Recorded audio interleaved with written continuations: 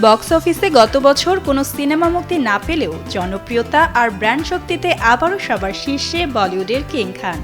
আন্তর্জাতিক আর্থিক ও ঝুঁকি পরামর্শক প্রতিষ্ঠান ক্রলের 2025 সালের সেলিব্রিটি ব্র্যান্ড ভ্যালুয়েশন প্রতিবেদনে ভারতের সবচেয়ে মূল্যবান সেলিব্রিটি ব্র্যান্ড হিসেবে উঠে এসেছে শাহরুখ খানের নাম।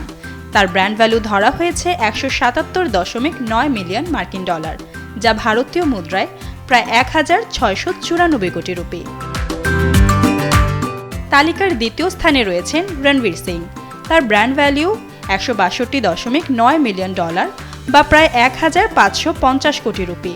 প্রতিবেদনে বলা হয়েছে তার স্পাই থ্রিলার ধুরন্ধরের বৈশ্বিক বক্স অফিস সাফল্য এই অবস্থান আরও শক্তিশালী করেছে।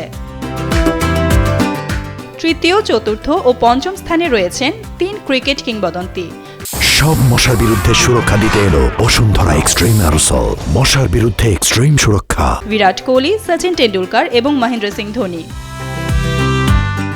অন্যদিকে অভিনেত্রীদের মধ্যে সর্বোচ্চ অবস্থানে রয়েছেন আলিয়া ভাট, যিনি তালিকার ষষ্ঠ স্থানে।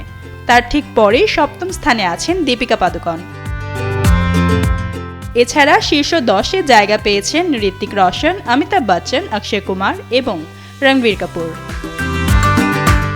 প্রতিবেদন অনুযায়ী 2025 সালে ভারতে শীর্ষ 25 সেলিব্রিটির সম্মিলিত ব্র্যান্ড ভ্যালু পৌঁছেছে 2 বিলিয়ন মার্কিন ডলারে, যা বিনোদন ও ক্রীড়া তারকাদের বাণিজ্যিক প্রভাবকে আরও একবার সামনে নিয়ে এসেছে।